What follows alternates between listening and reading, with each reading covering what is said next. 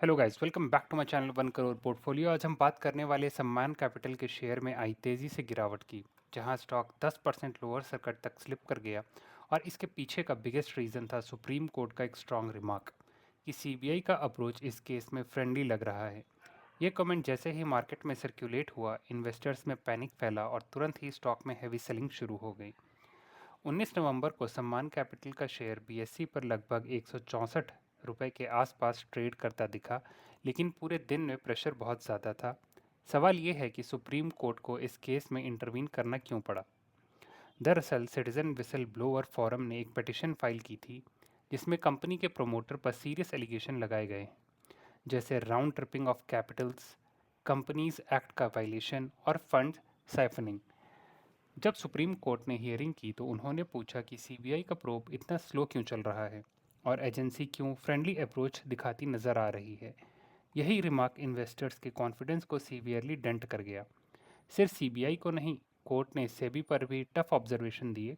Court ने बोला कि सेबी की तरफ से डबल स्टैंडर्ड्स दिख रहे हैं और रेगुलेटर लगता है कि इस केस में रिलक्टेंस दिखा रहे हैं।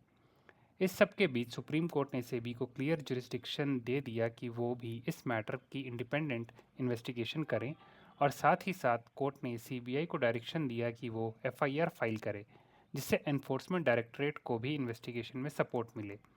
एक और इम्पॉर्टेंट डेवलपमेंट ये थी कि कोर्ट ने सीबीआई, ईडी, एसएफआईओ और सेबी, इन चारों एजेंसीज के सीनियर ऑफिसर्स को 2 हफ्ते के अंदर एक जॉइंट मीटिंग कंडक्ट करने को बोला। इस मीटिंग का ऑब्जेक्टिव होगा पिटिशंस में उठाए गए इरेगुलरिटीज़ को ऑब्जेक्टिवली एग्जामिन करना। ऐसी multi agency joint probe rare होती है, और जब होती है तो मार्केट यूजुअली कॉशियस हो जाता है। कंपनी की तरफ से एक भी स्टेटमेंट आया है जिसमें सम्मान कैपिटल ने कहा है कि कोर्ट ने कोई एलिगेशन प्रूव नहीं किया है, सिर्फ प्रोसीजरल डायरेक्शन दिए हैं।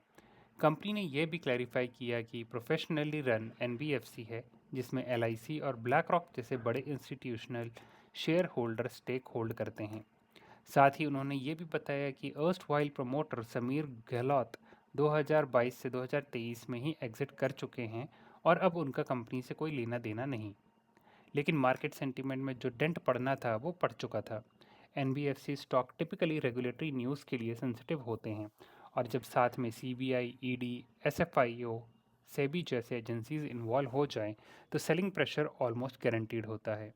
ट्रेडिंग वॉल्यूम भी यूजुअली तरीके से स्पाइक हुआ। लगभग 6.7 करोड़ शेयर्स का टर्नओवर देखा गया, जो एक क्लियर इंडिकेशन है कि इंस्टीट्यूशनल और रिटेल दोनों तरफ से रिएक्शन स्ट्रॉन्ग था। अब सवाल यह है कि आगे क्या। सुप्रीम कोर्ट ने नेक्स्ट हियरिंग की डेट दी है 17 नवंबर। तब तक मार्केट क्लोजली मॉनिटर करेगा कि क्या सीबीआई एफआईआर फाइल करती है, क्या ईडी को कोई फ्रेश एक्शन लेती है, क्या सेबी को इंटरिम डायरेक्टिव जारी करता है, और क्या कंपनी को कोई एडिशनल क्लैरिफिकेशन देना पड़ता है। इनमें से कोई भी अपडेट स्टॉक के शॉर्ट टर्म मूवमेंट को स्ट्रॉन्ग इन्फ्लुएंस करेगा। अगर प्रोब से क्लैरिटी आती है तो रिकवरी हो सकती है, लेकिन अगर इन्वेस्टिगेशन टफ डायरेक्शन में जाता है तो प्रेशर कंटिन्यू रह सकता है। आपका क्या सोचना है इस पूरे डेवलपमेंट के बारे में? क्या ये सिर्फ एक ओवर रिएक्शन था या फिर कंपनी की कॉर्पोरेट गवर्नेंस में जेन्युइनली कोई कंसर्न हो सकता है? मुझे कमेंट्स में ज़रूर बताइए। अगर आपको इस तरह की डिटेल्ड ब्रेकडाउन पसंद आते हैं तो प्लीज़ लाइक और सब्सक्राइब करना मत भूलिएगा। See you in the next video.